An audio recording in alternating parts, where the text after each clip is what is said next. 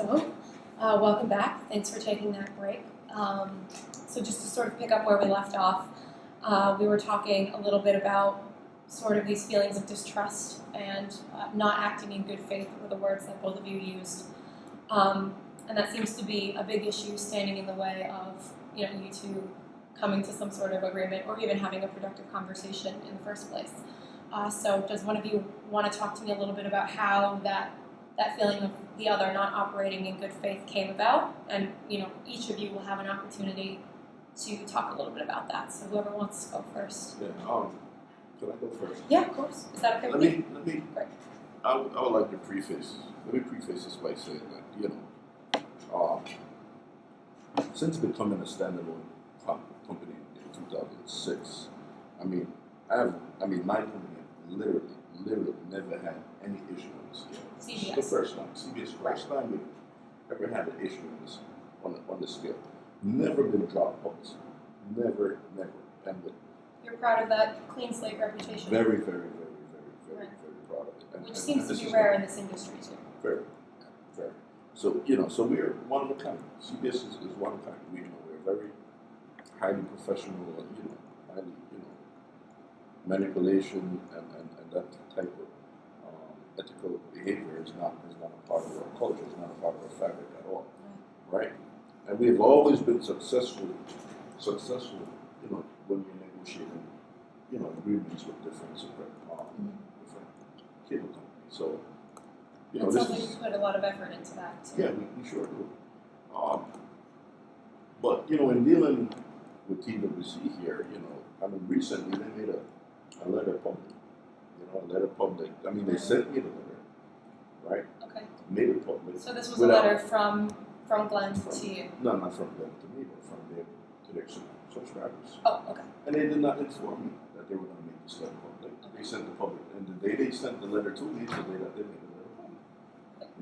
Okay. You feel like you should have had some advance warning? Yes. Because your reputation is important. Yes, and in this letter, they suggested that that we provide, CBS should provide our program a la carte, right? Which means that have the subscriber choose whatever they are. This is so rather, just so that I can clarify. So rather than have CBS channel the channel, and I believe CBS covers also 10 o'clock the movie or some Showtime. And so rather than have that be a part of just the basic cable package that you get, someone would have to pay extra, kind of like they would for HBO or something like that. Yeah, allowing the individual cable to purchase CBS. Okay. Right?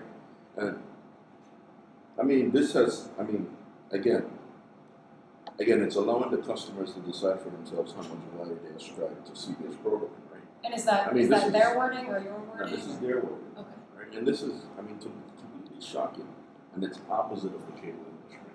And this is the type of manipulation that I'm talking about. The fact that letter went out, made public came to me the day that it was made public without even giving me advance notice and telling me that this is made public. Right. And then make this type of suggestions in the letter to subscribe. And that's manipulative bad business, in your opinion. Right. Okay. So with regard to this letter, what was the deal with this letter from your perspective? Well, this dispute has been about the fees and the value of cable to our consumers, and so let's see what that value is. Let's let the consumer decide. They're not putting the consumer first. Our prices are going to skyrocket if we go ahead with this transmission. Yeah, but that's completely opposite of the cable business model. Well, maybe it's a model that scares you. Is what I'm just to clarify that doing something this sort of new or different in the setup of the industry is. It's not the way business has been done. Never. And you think it'll throw a wrench in the whole system? I think it would not throw a wrench. I think it may have some reason to collapse the system. Okay, gotcha. Well, just as he mentioned before that we're in an environment now with Hulu and Netflix that didn't exist when we last negotiated. We're also in an environment now where we're providing content on our broadband. And so, it's outrageous that they remove access to content from people who are outside of this conflict. So we have our Time Warner customers, and we're working as hard as we can to get programming back to them. And and they decided to go forward with not allowing them to see content online. And not just the affected customer, but customers outside the area So people who don't have Time Warner for TV, just for internet, are also affected. I mean, that's outrageous. You know, I feel like he has a personal vendetta against me, and now I feel like he has a personal vendetta against the customers. You know, what would be the reasoning there to affect our customer base that's not even in the area that we're in dispute about? So you think that move was more a stick it to you kind of? That was not in good faith. You know, and what I suggested in that letter that I made public, but that I also sent you, is that let's involve the consumer. This is what if I have them in mind, you say that you have them in mind, well, let's let them decide what the value of your content is. I think in this negotiation here, we could, I mean, I don't know that we necessarily need to involve the consumers in this negotiation. I think we could,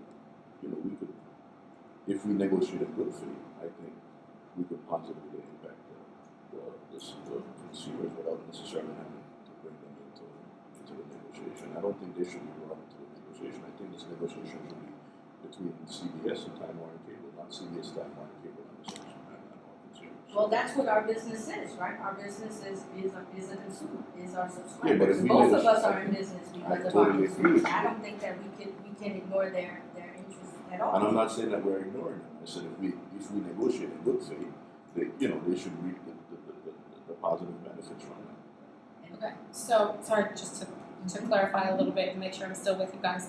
So we've got a couple of different things going on here. We've got the in good faith discussion, which is who has the consumer in mind? Is this a personal vendetta? Is there some sort of bad blood here? So that's one issue that needs to be addressed.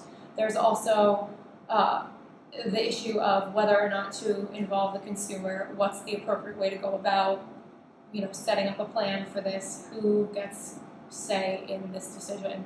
And then there's also some sort of communication issue between the two of you. It sounds like there was something made public and the timing of that was off and hurtful, and it's almost as if you're both touching on your public reputation in a way, that your reputation is compromised, and that reputation has a lot to do with business.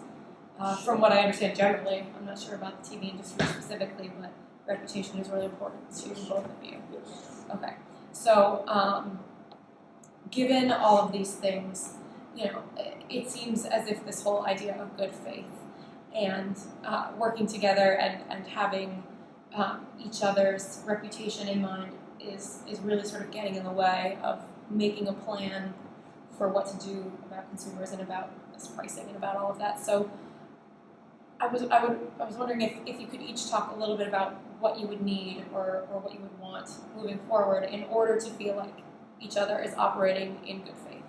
Because both of you have mentioned several times that in order to move forward, that's what you would need, is to know the other person is dedicated in good faith. So whoever wants to go first, can you just talk about a little bit about what good faith would look like for each of you? I think for me, good faith would look like restoring service to those customers that are outside of the affected area so that they have access to broadband.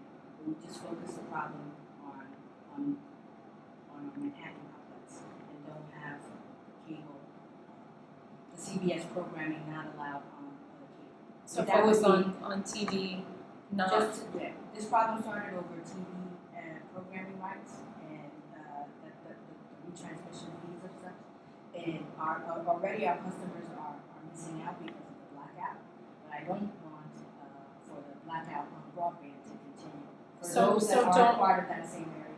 If your TV isn't blacked out, your internet shouldn't be blacked out. So only have this affect people who pay for TV, not for internet. That's what you're saying. That's right. Okay. Is there anything else you want to add? Yeah, and that moving forward, there'll be less. I've been met with some sarcastic comments and just really negative attitude throughout this whole time. And was that direct between the two of you, or was that in a public forum as well? It felt like he was coming right at me. We're long established in the same field. We had a collegial relationship before this, and so for me, feeling publicly attacked, feeling like he has a vendetta against me, and I can't move forward in good faith if that's still. I kind of lead. So for you, it's a lot about your personal relationship and, affecting the appropriate areas. Is basically the way to sum it. Okay. And do you want to go really quickly, or do you want to take a 5-minute break to sort of collect your thoughts? Or I'll like to go real quickly. Okay, For yes. me, it's not. I don't have any issue restoring back those customers, but again, I would like for public, public humiliation to stop. In the event that you're going to, send out a letter and make it a public letter of that, and I would like to be, like that to be brought to my attention, not the day of, but at least a couple of 3 days before.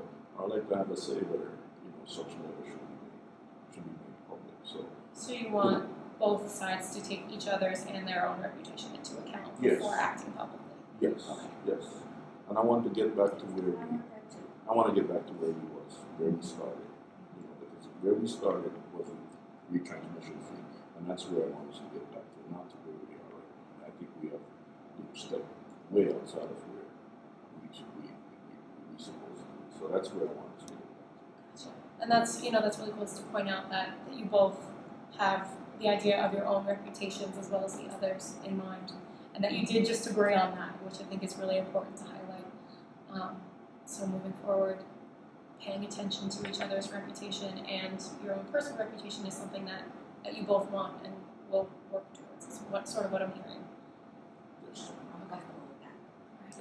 So if we could just take a 5-minute break to use the restroom, that would be great. Okay.